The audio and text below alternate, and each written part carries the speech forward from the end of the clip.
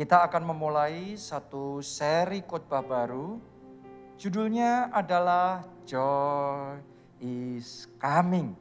Sukacitamu datang. Saya percaya sepanjang bulan ini, di akhir tahun ini, Tuhan akan memenuhi hati kita dengan sukacita. Bahkan duka cita kita dirubah menjadi sukacita. Ayo kita langsung baca firman Tuhan di dalam Mazmur pasalnya yang ke-30 ayat 1 sampai ayatnya yang ke-4. Mazmur, nyanyian untuk pentahbisan bait suci dari Daud. Aku akan memuji Engkau ya Tuhan, sebab Engkau telah menarik aku ke atas dan tidak memberi musuh-musuhku bersukacita atas aku. Tuhan Allahku, kepadamu aku berteriak minta tolong dan Engkau telah menyembuhkan aku. Tuhan, Engkau mengangkat aku dari dunia orang mati. Engkau menghidupkan aku di antara mereka yang turun ke liang kubur. Nah, ini adalah salah satu Mazmur Daud. Kita semua tahu bahwa Daud ini orang yang sangat disayang sama Tuhan. Sangat dicintai oleh Tuhan. Tapi kalau Anda perhatikan di dalam Mazmur yang baru saja kita baca itu, maka kita akan menemukan, kita akan menyadari sekalipun dia sangat disayang sama Tuhan. Tapi hidup Daud tidak luput dari yang namanya masalah. Tidak luput dari yang namanya tantangan. Kenapa kok saya ngomong begitu? Sebab menurut perkataan Daud yang ngomong begini, Engkau telah menarik aku ke atas. Berarti sebelumnya Daud sempat jatuh ke bawah. Benar apa tidak? Daud sempat terjerumus. Jadi dia ngalami juga pergumulan-pergumulan yang saudara alami. Daud juga berkata bahwa Tuhan tidak memberi musuh-musuhnya bersukacita atas dia. Artinya dalam hidup Daud, tidak semua orang itu senang sama dia. Banyak orang yang gak suka sama Daud. Banyak orang yang memusuhi Daud. Banyak orang yang melakukan hal-hal yang gak baik kepada Daud. Banyak orang yang ngomong yang tidak-tidak. Gosipin yang tidak-tidak. Fitnah yang tidak-tidak.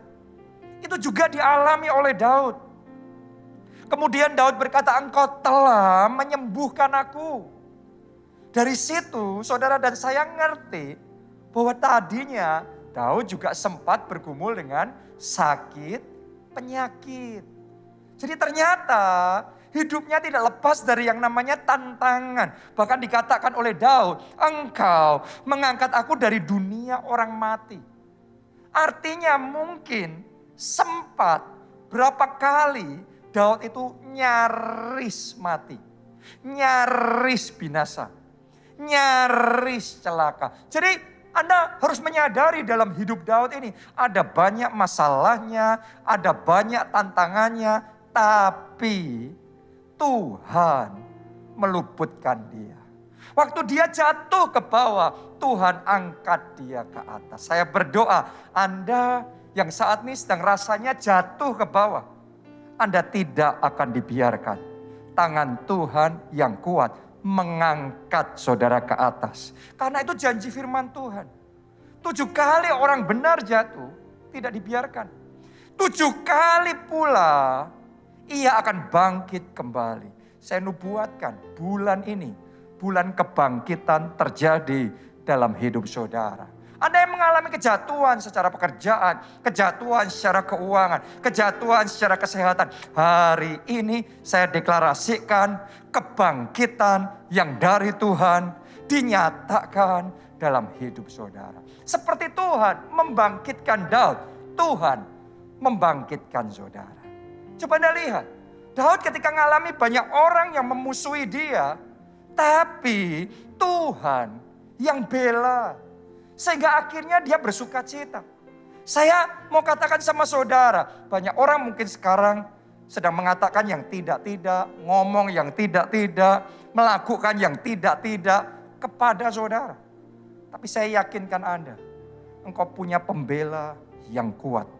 Tuhanmu pembela yang sangat kuat. Dan kalau saudara berharap sama Tuhan dan Anda percaya seperti Daud dibela oleh Tuhan dalam hidup saudara, engkau akan melihat pembelaan Tuhan nyata atas hidup saudara. Amin. Kalau Daud juga disembuhkan, saudara dan saya yang bergumul dengan sakit penyakit dan kelemahan-kelemahan tertentu di dalam tubuh kita saat ini dengan iman, terima kesembuhanmu itu. Terima kuasa Tuhan yang menyembuhkan. Oleh bilur-bilurnya kita sembuh, kita menang.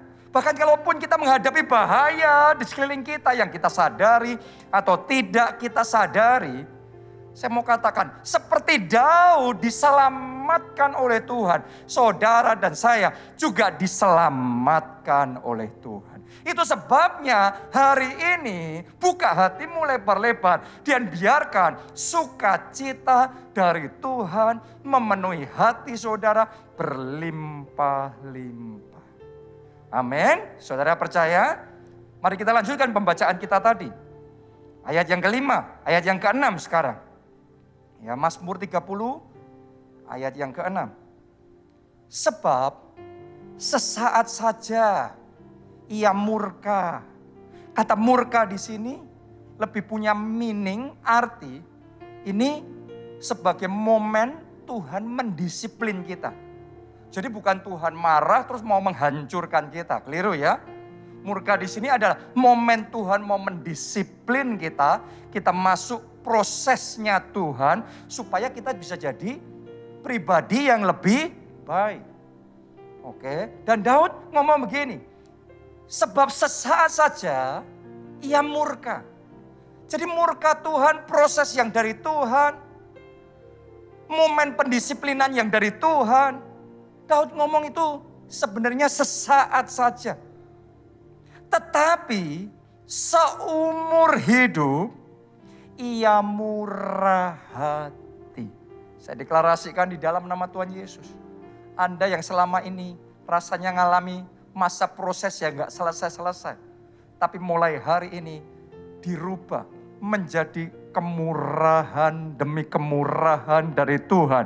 Yang akan memenuhi dan melimpahi seumur hidupmu. Bukan cuma hidupmu, tetapi keluarga saudara, anak saudara, bahkan keturunan saudara. Dipenuhi dengan kemurahan, dipenuhi dengan kebaikan dan kasih karunia Tuhan yang berlimpah-limpah. Amin. Terima itu.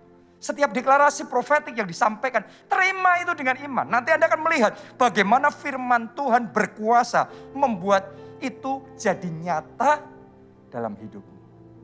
Amin. Ayo kita lanjutkan lagi. Ditulis begini. Sepanjang malam ada tangisan. Saya nggak tahu bagaimana dengan saudara, tetapi yang saya perhatikan banyak orang sepanjang tahun ini penuh dengan tangisan, penuh dengan air mata. Kenapa? Karena banyak tantangan sudah terjadi. Banyak orang yang mengalami kehilangan bahkan. Keluarga, teman, orang-orang yang dikasihi. Mungkin karena pandemi, karena sakit penyakit dan lain sebagainya. Sehingga penuh dengan air mata. Ada juga yang bercucuran dengan air mata karena keadaan ekonominya, pekerjaannya. Terus mengalami tantangan-tantangan yang sangat sukar. Masalah-masalah yang sangat sukar. Dan rasanya kok gak selesai-selesai. Makanya ditulis sepanjang malam ada tangisan. Seolah-olah pandemi gak selesai-selesai. Seolah-olah resesi gak selesai-selesai. Seolah-olah masalah keluarga terus bertubi-tubi datang. Silih berganti, bermacam-macam hal terjadi dalam hidup kita. Tapi hari ini saya mau deklarasikan. Lihat kalimat terakhir. Ini yang dikatakan oleh Daud. Menjelang pagi terdengar sorak-sorai. menjelang pagi itu, momennya sudah tiba sekarang. Jadi di dalam nama Tuhan Yesus, sorak-soraimu dimulai sekarang. Sorak-sorai kemenangan, sorak-sorai kesembuhan, sorak-sorai karena Tuhan melakukan perbuatan-perbuatan ajaib dalam hidup saudara. Amin. Haleluya. Ayo kita lanjutkan lagi. Ayat yang berikutnya, sekarang ayat 12, saya bacakan buat saudara. Aku yang meratap. Berapa banyak dari Anda yang meratap? Telah kau ubah menjadi orang yang menari-nari. Saya tuh yakin sekali akan ada orang-orang yang mendengarkan firman Tuhan ini. Dan Anda percaya dengan sungguh-sungguh, Tuhan akan melakukan perbuatan yang begitu mengejutkan. Begitu indahnya dalam hidup saudara. Sehingga Anda mau diam saja, gak mungkin. Kaki saudara akan menari-nari saking baiknya Tuhan. Karena dia terlalu indah, terlalu baik. Dan kasih setianya nyata atas hidup kita. Mulut kita tidak akan bisa diam. Kita akan ceritakan kepada orang-orang di sekeliling kita. Kepada sebanyak mungkin orang bahwa Tuhan super baik. Tuhan sangat baik dalam hidupku. Dan Anda akan bersaksi, Anda akan tertawa. Karena kebaikan Tuhan nyata atas hidup saudara. Amin. Haleluya. Terus lanjutkan, ditulis begini. Kain kabungku telah kau buka. Pinggangku kau ikat dengan sukacita. Tahu nggak saudara, zaman itu orang kalau sedang berduka, maka di pinggangnya dia akan mengikat yang namanya kain kabung. Sehingga orang ngerti bahwa dia sedang berduka. Jadi diikat dengan kain kabung.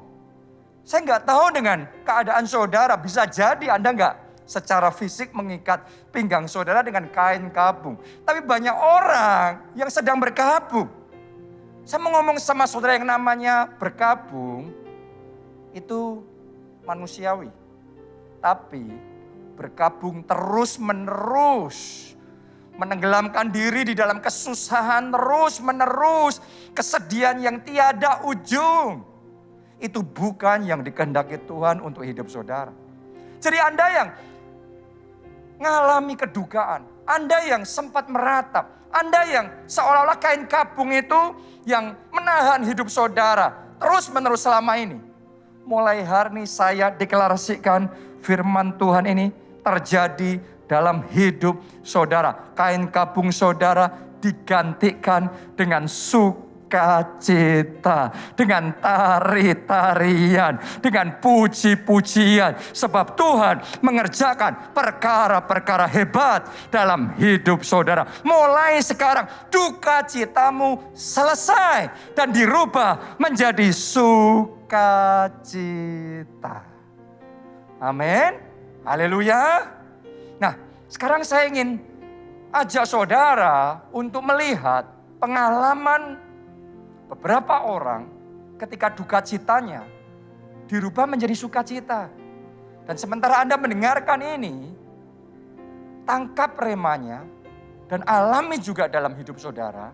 Mulai hari ini duka citamu dirubah jadi sukacita. Are you ready? Yang pertama kita akan belajar dari kisahnya Sakaria ketika doanya dikabulkan oleh Tuhan sehingga hatinya meluap dengan sukacita. Kita baca Lukas 1 ayatnya yang ke-5 sampai ayat yang ke-7. Pada zaman Herodes, Raja Yudea, adalah seorang imam yang bernama Sakaria dari rombongan Abia. Istrinya juga berasal dari keturunan Harun. Namanya Elisabet. Yang kita baca ini kisah Sakaria dan Elisabet. Keduanya adalah benar di hadapan Allah dan hidup menurut segala perintah dan ketetapan Tuhan dengan tidak bercacat. Oke, ayat yang ketujuh. Tetapi mereka tidak mempunyai anak, sebab Elisabet mandu dan keduanya telah lanjut umurnya. Sampai di situ dulu pembacaan kita. Anda harus mengerti bahwa Sakaria dan Elisabet ini hidup di sebuah masa yang disebut zaman kegelapan. Zaman kegelapan adalah masa di mana sorga jarang berbicara. Ya, firman Tuhan itu jarang, penglihatan jarang, rema jarang. Jadi itu disebut sebagai masa kegelapan. Tapi yang luar biasa, sekalipun mereka ada di zaman kegelapan, mereka belum dijawab oleh doanya. Mereka belum melihat apapun juga yang dari Tuhan, janji Tuhan akan tergenapi dalam hidup mereka. Hebatnya begini, dicatat dalam Alkitab, baik Sakaria maupun Elisabet keduanya hidupnya benar di hadapan Allah. Dan hidup menurut segala perintah dan ketetapan Tuhan.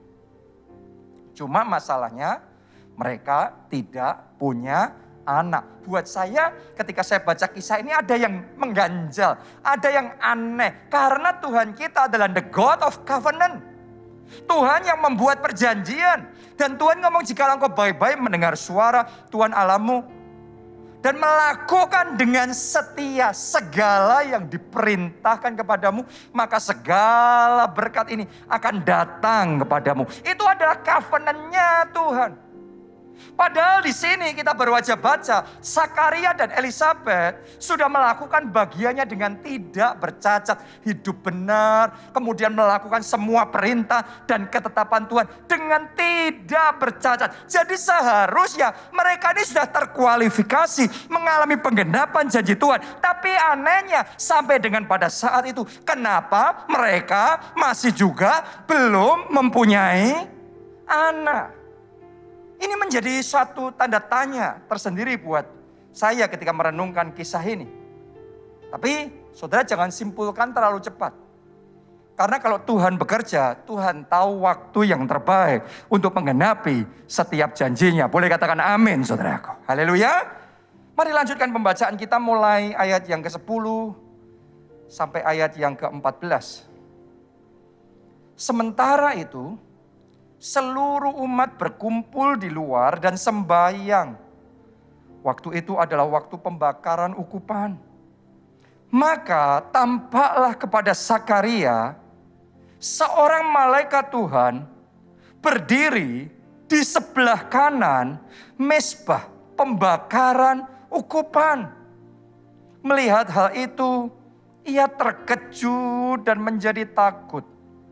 Tetapi malaikat itu berkata kepadanya, jangan takut, hai Sakaria, sebab doamu telah dikabulkan. Dan Elisabet istrimu akan melahirkan seorang anak laki-laki bagimu, dan haruslah engkau menamai dia Yohanes. Engkau akan bersuka cita dan bergembira, bahkan banyak orang akan bersuka cita atas kelahirannya itu. Saudaraku, coba renungkan. Tadi saya ngomong sama saudara bahwa Sakaria Elisabet hidup di zaman kegelapan, di mana sorga jarang bicara, jarang ada penglihatan. Tapi luar biasanya, pada waktu itu setelah lama sorga nggak bicara, pada saat itu sorga kembali bicara. Setelah lama tidak ada penglihatan, sekarang Sakaria dan Elisabet dapat penglihatan dari sorga. Ada message yang spesial, pesan yang spesial dari sorga menjelang Natal. Wow. Apa pesannya? Apa suara sorga yang bicara itu? Pesannya, Sakaria, doamu telah dikabulkan. Wow. Saya mau nubuatkan ini. Buat saudara yang merasa sudah lama Tuhan tidak menjawab doa saudara. engkau berseru, engkau berharap, engkau bekerja, engkau berjuang, tapi tidak ada juga jawaban. Sudah sekian tahun engkau menanti, tapi tidak datang-datang juga penggenapan janji Tuhan di dalam hidup saudara. Mungkin Anda mengalami seperti yang dialami Zakaria dan Elisabet.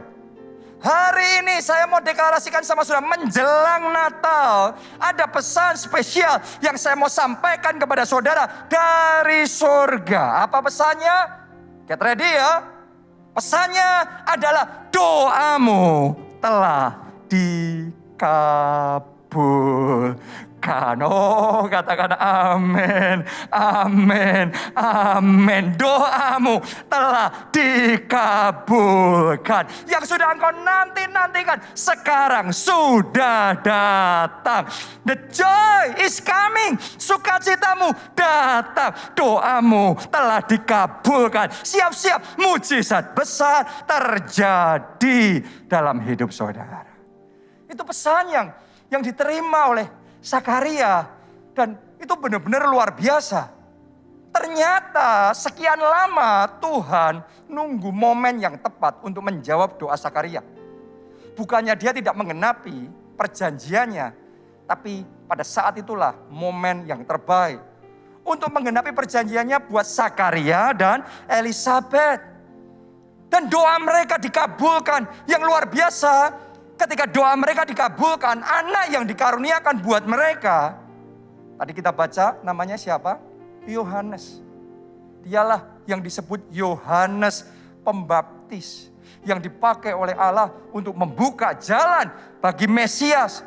Ini adalah anak yang sangat spesial, anak yang sangat diurapi oleh Tuhan.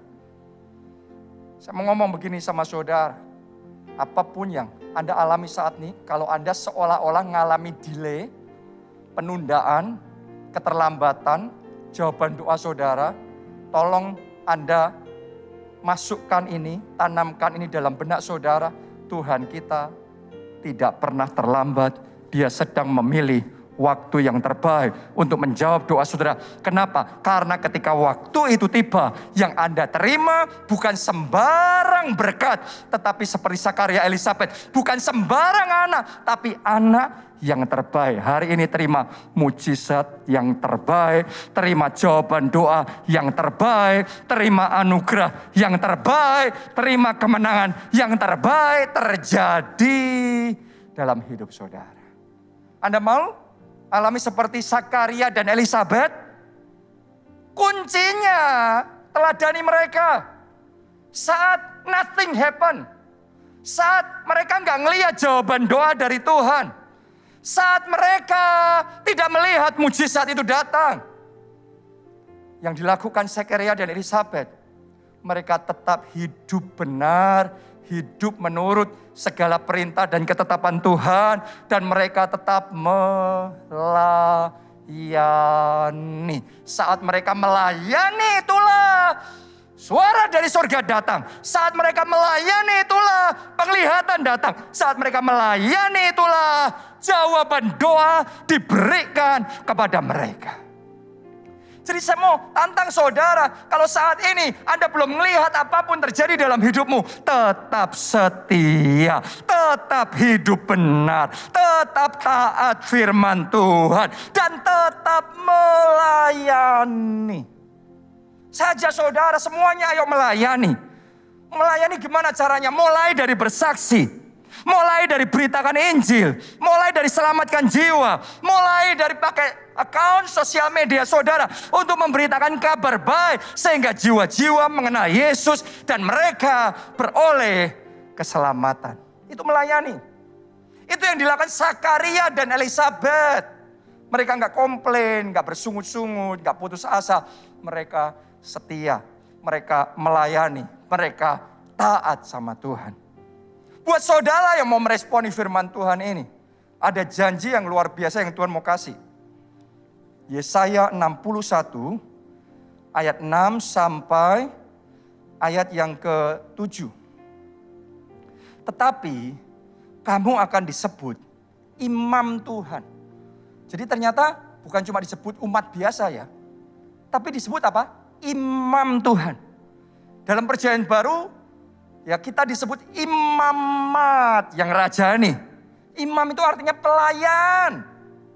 Lanjutkan lagi. Dan akan dinamai apa? Pelayan Allah kita. Wow. Anda dinamai pelayan Allah kita. Anda jangan salah ngerti dulu. Ngelihatnya jangan dari kacamata dunia kok dinamai pelayan. Yesus ngomong di dalam kerajaan surga yang terbesar adalah yang melayani. Artinya kalau sudah disebut imam, sudah disebut pelayan, itu grade-nya di atas. Itu Yesus yang ngomong. Mari kita lihat apa janji Tuhan.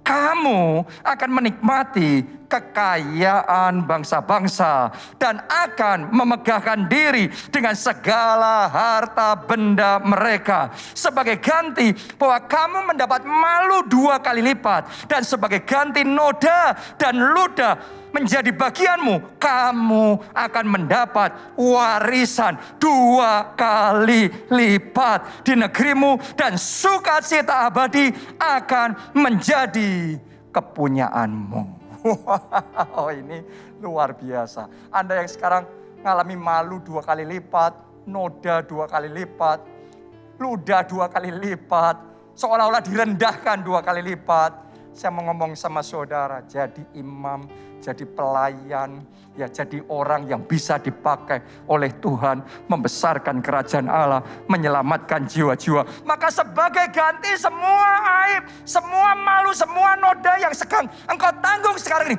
Tuhan akan menggantikannya dengan warisan 2 kali lipat. Berkat 2 kali lipat. Dan hatimu akan dipenuhi dengan sukacita 2 kali lipat. Terima itu terjadi dalam hidup saudara. Haleluya. Saya ngalami sendiri saudaraku. Ketika pertama kali saya diutus untuk merintis gereja kita yang di Jogja. Waktu itu tidak peduli apapun yang saya lakukan, tapi gak ada terobosan, gak ada kemajuan. Awalnya saya begitu confident, self-confident, percaya dirinya besar sekali. Pasti berhasil, pasti bisa. Tapi kenyataannya Tuhan izinkan saya ngalami kegagalan. Selama sekian lama gak ada kemajuan, yang ada stagnasi, bahkan yang ada kemunduran. Saya gak tahu pada waktu kenapa kok sudah lakukan yang terbaik, tapi gak ada terobosan. Ternyata itu diizinkan oleh Tuhan, sehingga saya belajar untuk berserah sama Tuhan. Sehingga saya belajar untuk tetap percaya sama Tuhan. Sehingga saya belajar untuk saya tetap setia sama Tuhan. Dalam situasi yang seperti itu saya doa sama Tuhan. Dan Tuhan ngomong sama saya, stay in Jogja. Tetap tinggal, setia, melayani di Jogja. Itu satu rema pada waktu itu saya pegang dengan sungguh-sungguh. Saya sekalipun gak ngelihat apa-apa, Tuhan mau saya tetap melayani, saya tetap melayani. Tuhan mau saya tetap mengembalakan gereja, saya tetap mengembalakan gereja. Tuhan mau saya tetap di Jogja, saya tetap di Jogja. Dan saya mau ngomong sama saudara, setelah itu ternyata Tuhan bawa saya dalam pengalaman pribadi, di mana saya diajar arti bergantung penuh sama Tuhan. Arti mengandalkan Tuhan. Arti memimpin gereja bukan dengan kepandaian manusia, metode dan cara manusia. Tetapi memimpin, menggembalakan gereja bergantung sama Tuhan. Mengandalkan Tuhan. Bergerak bersama dengan Roh Kudus. Akibatnya tadinya pertama kali saya coba dengan berbagai macam cara manusia. Kemudian sekarang saya belajar untuk memimpin, bergerak secara supernatural dengan kuasa Roh Kudus. Sejak saat itu terjadi terobosan yang besar dan terobosannya semakin besar. Semuanya itu terjadi bukan karena kemampuan manusia tetapi karena Roh Kudus. Kalau saya nggak diizinkan gagal, mungkin sampai sekarang saya masih melayani pun, tapi dengan pemikiran manusia sendiri.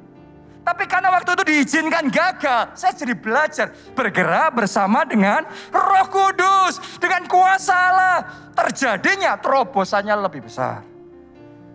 Kalau Anda diizinkan mengalami kegagalan, mungkin Tuhan juga ajar saudara seperti Tuhan ajar saya. Belajar bergantung sama Tuhan, belajar mengandalkan Tuhan, belajar bergerak bersama dengan Roh Kudus sehingga Anda mengalami kemuliaan Tuhan nyata atas saudara. Bukan prestasi Anda sendiri, tapi anugerah Tuhan, kemenangan yang Tuhan kerjakan dalam hidup kita dan yang dari Tuhan lebih hebat, lebih dahsyat, lebih besar. Amin. Duka citamu sudah berakhir, diganti dengan sukacita yang melimpah-limpah. Hari ini terima, doamu sudah dijawab. Nah sekarang saya ajak saudara untuk melihat kisah yang kedua. Yaitu kisah tentang doa Hana yang dikabulkan oleh Tuhan. Kita mulai dulu dari 1 Samuel 1 ayat 1 sampai ayat yang ke-7. Ada seorang laki-laki dari Ramataim Zofim, dari pegunungan Efraim, namanya Elkanah. Dan Yeroham bin Elihu bin Tohu bin Suf, seorang Efraim. Orang ini mempunyai 2 istri, yang seorang bernama Hana dan yang lain bernama Penina. Penina mempunyai anak, tetapi Hana tidak. Orang itu dari tahun ke tahun pergi meninggalkan kotanya untuk sujud, menyembah dan mempersembahkan korban kepada Tuhan semesta alam di Silo. Di sana yang menjadi imam Tuhan ialah kedua anak Eli, Hofni dan Pinehas.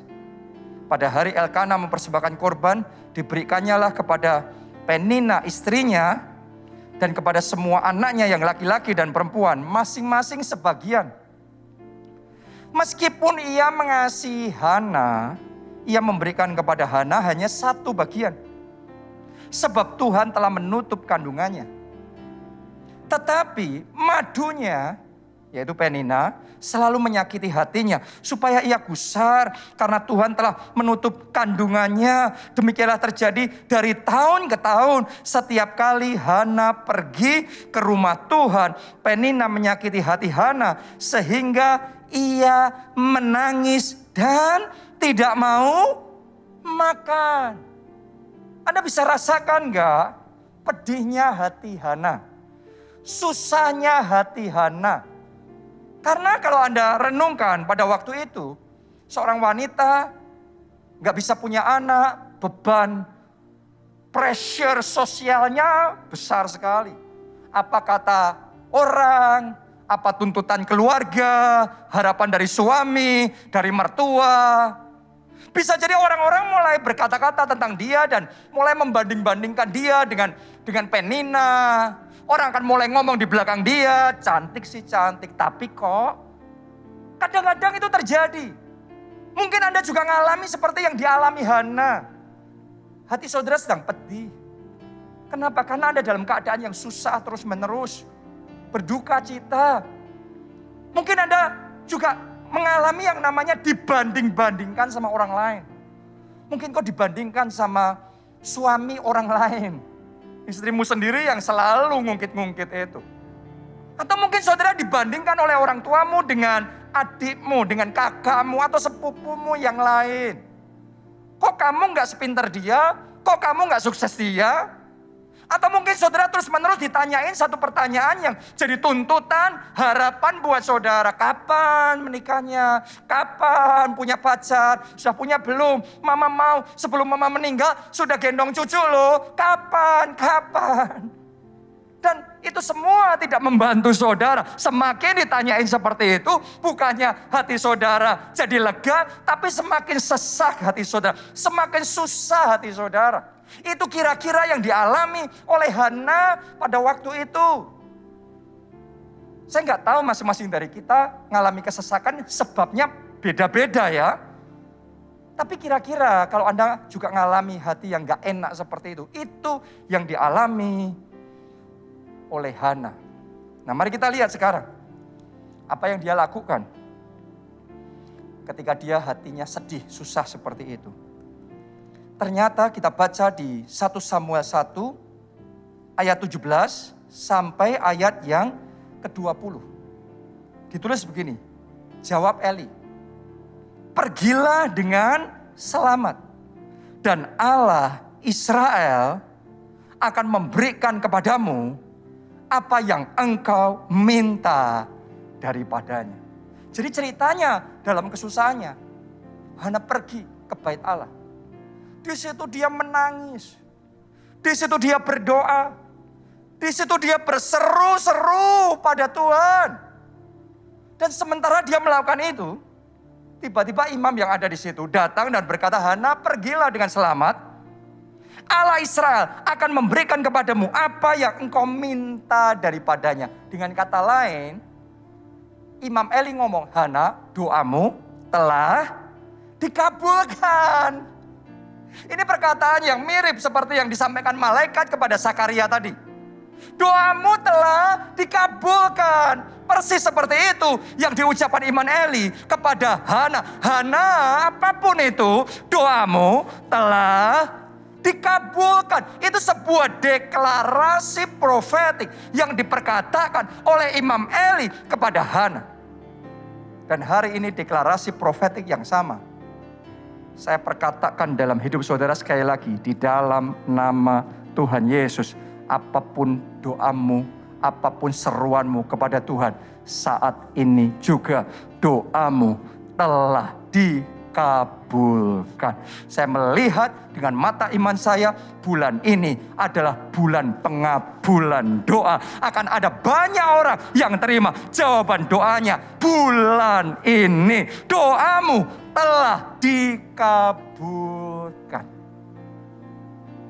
Luar biasanya saudaraku, Hana terima jawaban doanya itu ketika dia berdoa di rumah Tuhan. Dia bisa berdoa di rumahnya sendiri, dan saya yakin dia sudah banyak berdoa di rumahnya sendiri. Setiap saat dia berseru-seru sama Tuhan di rumahnya sendiri. Tetapi pada hari itu ketika Hana berdoa di rumah Tuhan, di bait Allah, di situ deklarasi profetik disampaikan, doamu telah dikabulkan. Bukankah sama seperti Sakaria? Sakaria juga bisa berdoa di rumah, memuji menyembah Tuhan di rumah. Tapi ternyata ketika dia melayani Tuhan di bait Allah, saat itu malaikat datang dan malaikat ngomong, Sakaria, doamu telah dikabulkan. Banyak orang gak ngerti rahasia yang satu ini. Banyak orang berkata, saya bisa doa sendiri di rumah, memuji sendiri di rumah, menyembah Tuhan sendiri di rumah. Ya betul.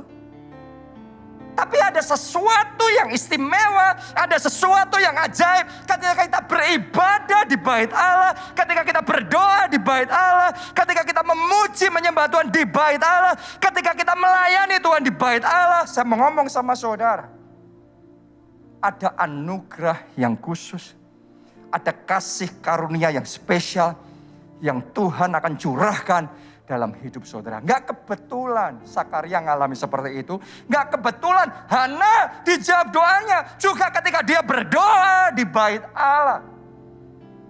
Jadi hari ini saya ajak saudara, ayo kembali beribadah di bait Allah, kembali berdoa di bait Allah, kembali memuji menyembah Tuhan di bait Allah, kembali melayani Tuhan di bait Allah, dan terima anugerah spesial yang daripada Tuhan atas hidup saudara. Amin. Ini rahasia, ini kunci. Ayo kita lanjutkan lagi pembacaan tadi ayat 18. Sesudah itu berkatalah perempuan itu, biarlah hambamu ini mendapat belas kasihan daripadamu. Lalu keluarlah perempuan itu, ia mau makan.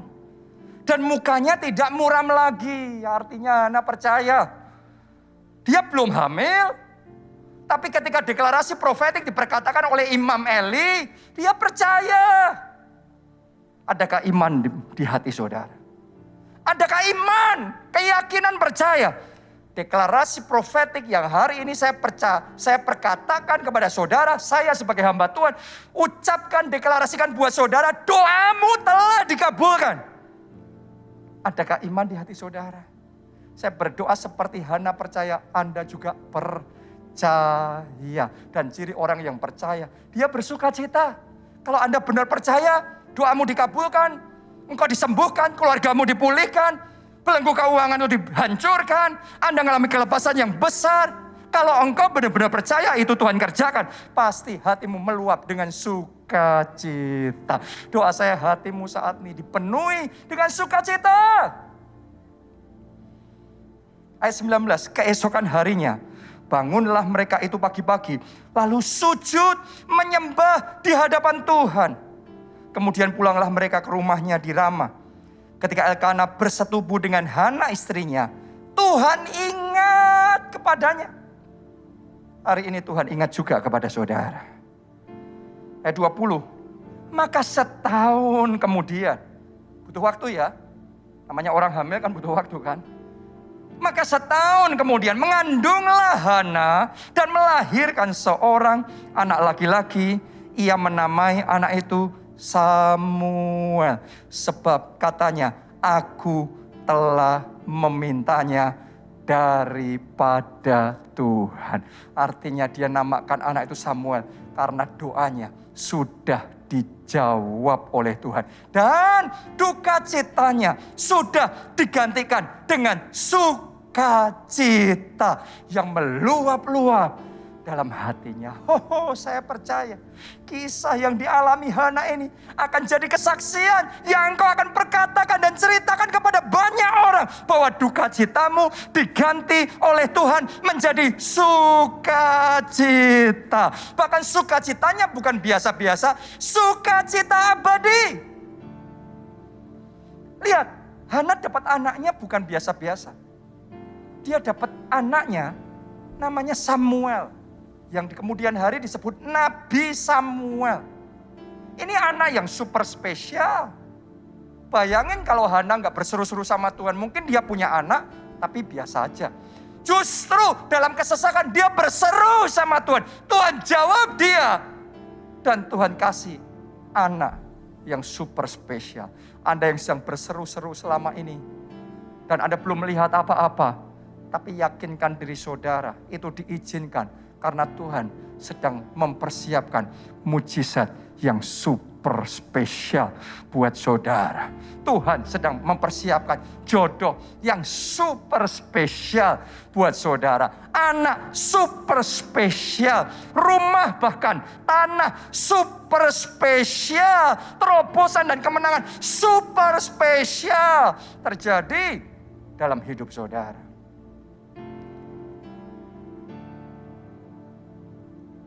Orang tua saya, Pak Obaja dan Bu Obaja, pernah kesaksian, pernah cerita.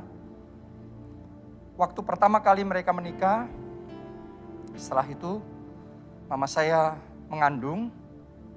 Tapi kemudian sekian bulan baru berjalan, ternyata sudah keguguran.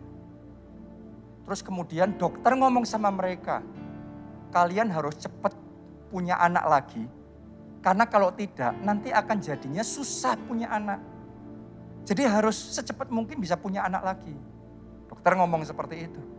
Jadi, waktu itu Pak Obaja dan Bu Obaja, orang tua saya, mereka mulai berseru-seru sama Tuhan.